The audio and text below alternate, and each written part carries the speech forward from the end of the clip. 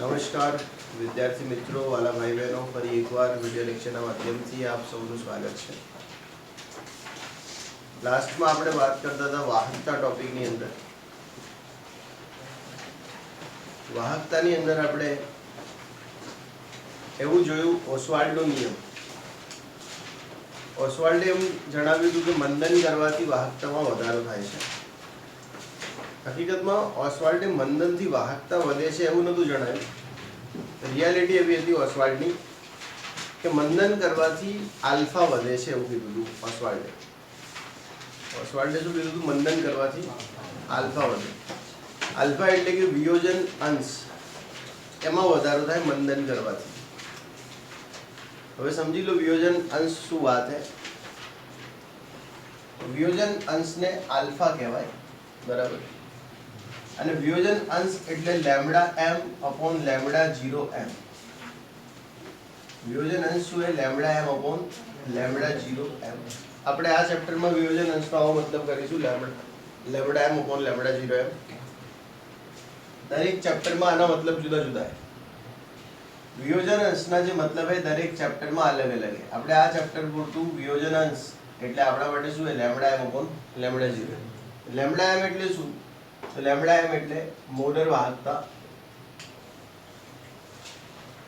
ધારો કે કોઈ સાંદ્રતા છે એના ઉપર મોલર વાહકતા, એને લેમ્ડા એમ કહેવાય. અને લેમ્ડા 0 એમ એટલે અનંત મંદને મોલર વાહકતા. લેમ્ડા 0 એમ નો મતલબ શું છે? અનંત મંદને મોલર વાહકતા, અથવા એને કહેવાય બરાબર સુમિત મોલર વાહકતા. કોઈને સુમિત સંભળાયું? તો એ બધા સુમિત સરના પ્રેમી હશે. બાકી હું બોલ્યો છું સીમિત મોલર વાહકતા. શું બોલ્યો છું? સીમિત મોલર વાહકતા. સુમિત આવી રીતે સાહેબનું નામ હું લેતો નથી, તો ધ્યાન રાખજો. હવે સીમિત મોલર વાહકતા આપણી જોડે લેમ્ડા 0 એમ. આલ્ફા એટલે વિયોજન અંશ. આપણે ચેપ્ટર 2 માં આના વિશે ભણી ગયા છીએ. વિયોજન અંશમાં વિયોજનની ટકાવારી ગુણ્યા વિયોજનની ટકાવારી ભાગ્યા 100. વિયોજનની ટકાવારી ભાગ્યા 100 એટલે એને કહેવાય વિયોજન અંશ. મતલબ કે જેટલું વધુ વિયોજન થાય એટલો વિયોજન અંશ ઊંચો હોય, અને જેટલું વિયોજન ઓછું થાય એટલો વિયોજન અંશ નીચો હોય. ખબર પડી ને? તો એવું આપણે ભણ્યા છે. હવે વિયોજન વધારે થશે એનો મતલબ કે એટલા આયનો વધારે હશે. વિયોજન વધારે થશે એનો મતલબ કે એટલા આયનો વધારે હશે, અને જેટલા આયનો વધારે હશે એટલી વાહકતા શું થશે? વધશે. એટલે સિમ્પલી લેમ્ડા મતલબ કે જે વાહકતા है એ કોના સાથે સંબંધિત है? વિયોજન અંશ સાથે. અને જે ઓસ્વાલ્ડનો જે નિયમ હતો ને આવો હતો. ઓસ્વાલ્ડનો નિયમ આવો હતો. આલ્ફા ચલે છે 1/√c.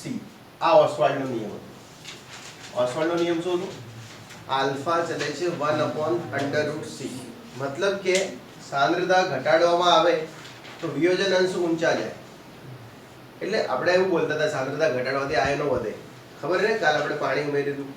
પાણી ઉમેરીને સાંદ્રતામાં શું કરે તો ઘટાડો કરે તો. હવે સાંદ્રતામાં ઘટાડો કરે તો એટલે વાહકતામાં તો વધારે. પણ હકીકતમાં ઓસ્વાલ્ડે આવી રીતે બતાવ્યું હતું કે સાંદ્રતા ઘટી એના કારણે શું વધ્યો? વિયોજન અંશ વધ્યો, અને વિયોજન અંશ વધવાના કારણે વાહકતા વધી. એટલે તમે જ્યારે ગ્રાફ દેખશો જે કોહલરોસના, તો એ કોહલરોસના જે ગ્રાફ હશે એમાં x અક્ષ ઉપર એણે √c લીધેલું હશે. એવા ગ્રાફ આવશે કોહલરોસના, અને એમાં x અક્ષ ઉપર શું આવશે? √c આવશે. બરાબર? થઈ ગયું? ચલો, તો આ તો ખાલી વાત હતી આલ્ફા વિશે, વિયોજન અંશ વિશે. હવે આપણે વાત કરવાની કોહલરોસ નામના એક વૈજ્ઞાનિક હતા એમના વિશે. તો કોહલરોસ નામના વૈજ્ઞાનિકે શું કર્યું હતું? એટલે બધું કોહલરોસે કર્યું એવું તો નહીં કહીએ આપણે, પણ આખી જે વાર્તા એ સાંભળી લો, અને એના પછી કોહલરોસ એના અંદર કેવી રીતે કૂદ્યા એ સમજી લો. તો અહીંયા વાત એવી છે કે વાહકતા અને સાંદ્રતાનો શું સંબંધ છે એના ઉપર આલેખ દોરવામાં આવ્યા હતા. વાહકતા અને સાંદ્રતાનો શું સંબંધ છે એના ઉપર શું દોરવામાં આવ્યા હતા? આલેખ.